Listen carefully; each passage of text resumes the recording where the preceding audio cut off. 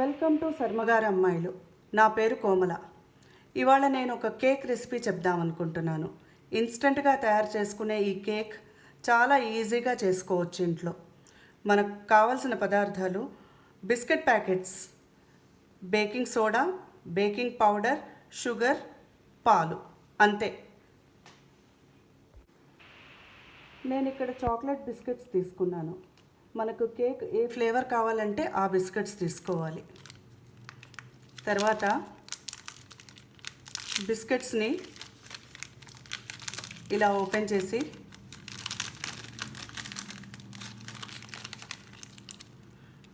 వీటిలో క్రీమ్ ఉంటుంది కదా, ఆ క్రీమ్ అంతా తీసి పక్కన పెట్టుకోవాలి.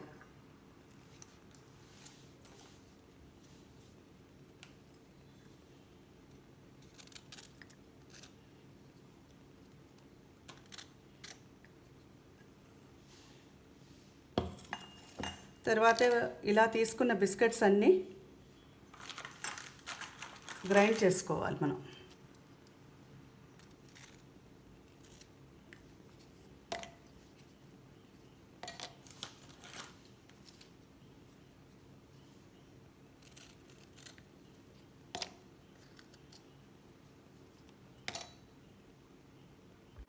ఇలా క్రీమ్ అంతా తీసేసిన బిస్కెట్స్ని మెత్తగా పొడి చేసుకొని ఉంచుకోవాలి. ఇలా మెత్తగా పొడి చేసుకున్న బిస్కెట్ పౌడర్లో ఒక half spoon baking soda, 1 teaspoon baking powder,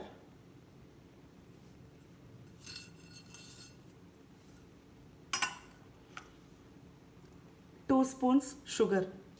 ఇది పూర్తిగా ఆప్షనల్. బిస్కెట్స్లో తీపి ఉంటుంది కాబట్టి ఇది కావాల్సిన వాళ్ళు వేసుకోవచ్చు, లేకపోతే లేదు.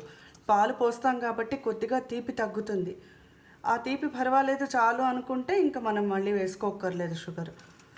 లేదు కొద్దిగా తీయగా కావాలి అని అనుకునే వాళ్ళకి కొద్దిగా వేసుకోవాలి.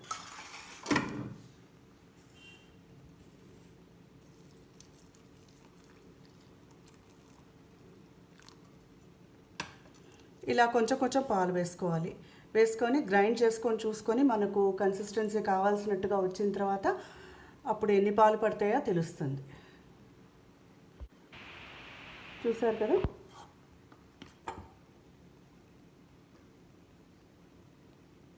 ఇలా రావాలి. అయితే పాలు ఎన్ని పట్టాయంటే, నేను ఈ కప్పుతో 3 కప్పులు పాలు తీసుకున్నాను. చూద్దాం ఇప్పుడు ఎన్ని మిగిలాయో.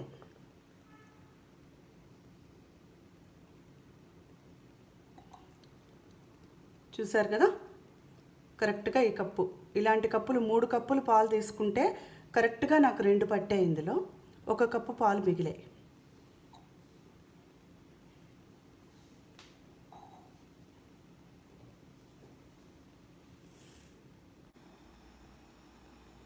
తర్వాత స్టవ్ వెలిగించుకొని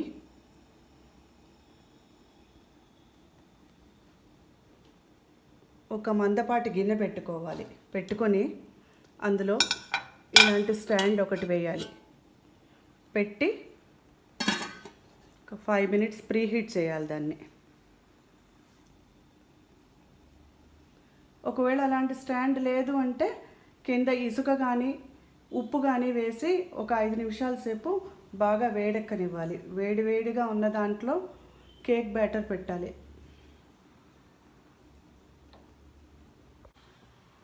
తర్వాత మనము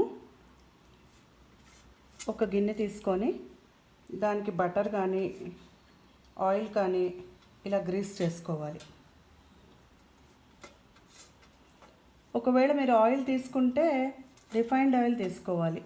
పల్లి నూనెలు అలాంటివి తీసుకోకూడదు, ఆ వాసన బాగుండదు కేక్కి.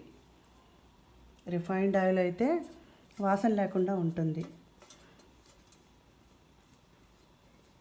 లేదా ఇలా బటర్ పూసుకుంటే మరీ మంచిది.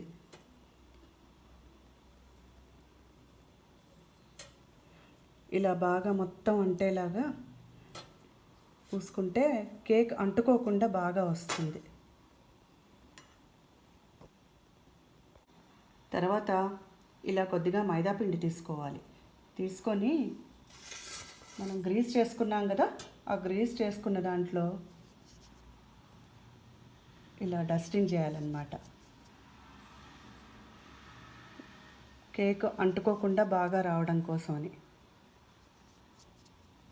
ఇలా చేసి ఇలా అనండి, మొత్తం డస్టింగ్ అయిపోతుంది. ఆ తర్వాత ఇలా ఎక్స్ట్రా ఉన్న పిండిని అంతా తీసేసుకోవాలి.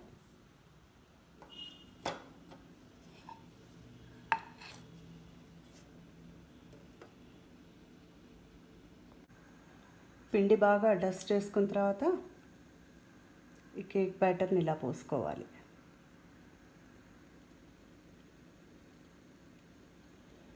చూసారు కదా ఎలా ఉందో, ఇలా ఉండాలి థిక్నెస్. తర్వాత దాని మీద నేను ఇలా డ్రై ఫ్రూట్స్ వేస్తున్నాను, బాదం, జీడిపప్పు.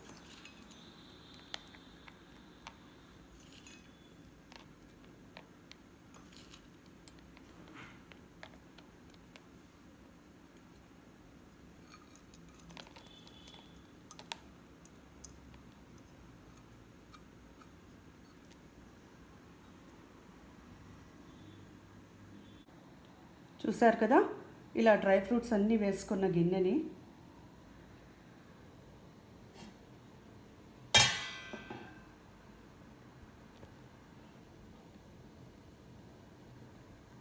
ఇలా ప్రీహీట్ చేసుకున్న దాంట్లో పెట్టాలి. నెమ్మదిగా పెట్టి మూత పెట్టేసేయాలి. స్టవ్ని సిమ్లోకి పెట్టేసేయాలి. పెట్టేసి దీన్ని ఇలా ఒక 25-30 మినిట్స్ అలా ఉంచేయాలి. ఒకవేళ తర్వాత చూసి 25 నిమిషాల తర్వాత చూసి సరిపోలేదనుకుంటే ఇంకొక 5 నిమిషాలు పెట్టుకోవచ్చు. కరెక్ట్గా 25 మినిట్స్ అయింది. ఒకసారి తీసి చూద్దాం.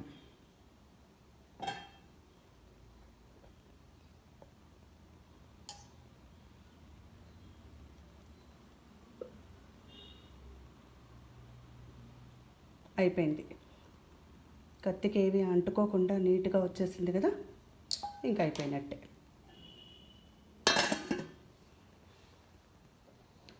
స్టవ్ ఆఫ్ చేసుకోవడం. బాగా చల్లారాలి. చల్లారిన తర్వాత అప్పుడు తీసుకోవాలి.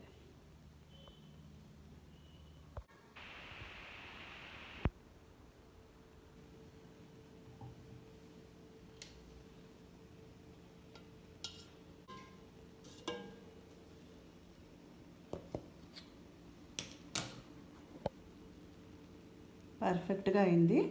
ఇది బాగా చల్లారాలి. చల్లారిన తర్వాత గిన్నెలోంచి తీయాలి. వేడిగా ఉన్నప్పుడు తీస్తే విరిగిపోతుంది కేక్. కేక్ బాగా చల్లారింది. ఇప్పుడు దీన్ని తీద్దాము. ఇలా ఒక ప్లేట్ పెట్టాలి, పైన పెట్టి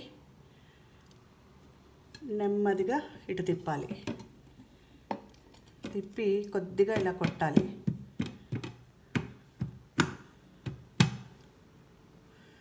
తీసి నెమ్మదిగా తీయాలి. వచ్చేసింది.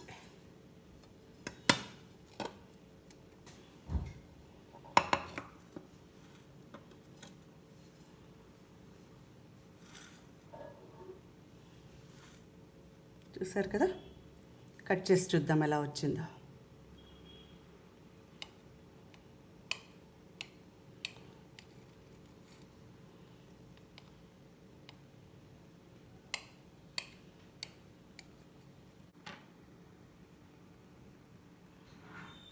చూసారు కదా ఎంత ఫ్లఫీగా వచ్చిందో కేక్.